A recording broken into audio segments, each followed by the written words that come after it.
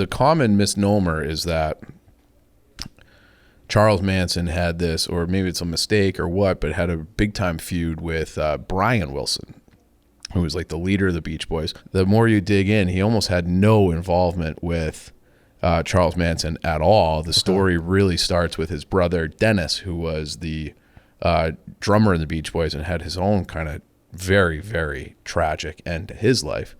So Dennis Wilson introduces Charles Manson to this guy named Terry Melcher, who was a producer. He co-wrote the song Kokomo for the Beach Boys. He later on would produce some of their albums for them. Like into the 90s, they released it was like the first digital, like purely digital album recording was done by this guy Terry Melcher and the Beach Boys. But he had the Byrds, he had Paul Revere and the Raiders. Like he was a player in Southern California in the entertainment industry at that time. And so he had met so Dennis Wilson introduces Charles Manson to Terry Melcher. Melcher expresses interest in Manson as a musician, and also to produce a documentary about the ranch, where Span Ranch. Exactly. Melcher was under the impression that it was just some like counterculture kind of hippie sex cult, which might make for an interesting documentary. He didn't know it was like, oh, there are murders. So long story short, Manson went in and auditioned for Terry Melcher, and Melcher was like, I don't think this is it. So I'm going to pass on producing your album. And then, but they're still supposedly going to be on for the documentary.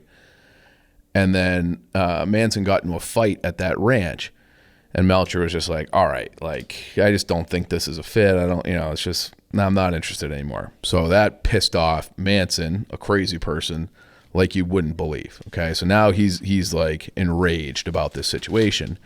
And at the similar time frame, Charles Manson and Dennis Wilson had been working on music together, and they recorded, there was a song I want to say that Manson wrote called, I think it's like Cease to Live or something like that. And it ended up on the B-side of an album recorded by the Beach Boys called Bluebirds Over the Mountain. But they changed the name to Never Learn Not to Love. And then they changed some of the lyrics. They changed some of the arrangement, the composition. So, and then Manson wasn't credited because he's like, hey, like I largely wrote this song. You tweaked a few things and, I'm left off. So Dennis Wilson had like given him some money to get him to like go away, but just never went away. So now he has the documentary yanked. He fails the audition for Melcher, and the song that he, at least in his head, really wrote and contributed to, he doesn't get any credit for. And they didn't tell him that they had changed everything until the album was already released. So now he's like, Manson is fucking pissed, and Melcher is at the top of his list. So Melcher had this house in Southern California, and then he didn't sell it, but he had moved to a different place in Malibu. So he moved north to Malibu, and then he rented that house to Roman Polanski, who, famous director, and I think he's got some big time skeletons in his. Yeah. And Sharon Tate, who was his girlfriend, wife, whatever at the time, and she was very pregnant. She was like 8.5 months pregnant. So Manson starts showing up to that house all the time looking for Terry Melcher, and like had left a bullet with like a note with his housekeeper, and he kept coming back, and they would, whoever was there would be like, hey man, like he doesn't fucking live here anymore. Like you got to get out of here. We don't know who the fuck you are. And he would be like increasingly threatening.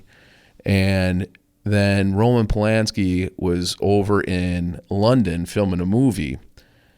And this is fast forward. It's August 9th, 1969.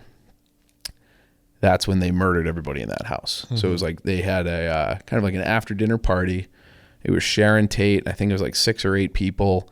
One of them was Abigail Folger, who was the heir to the Folgers Coffee. She was there.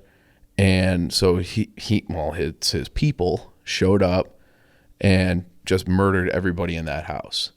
And that was then, like, the next day they did like a very similar style murder, just because Manson didn't like the way that that murder at the Tate house was executed. Like, hey, like, you guys were too nervous. We got to do another murder now.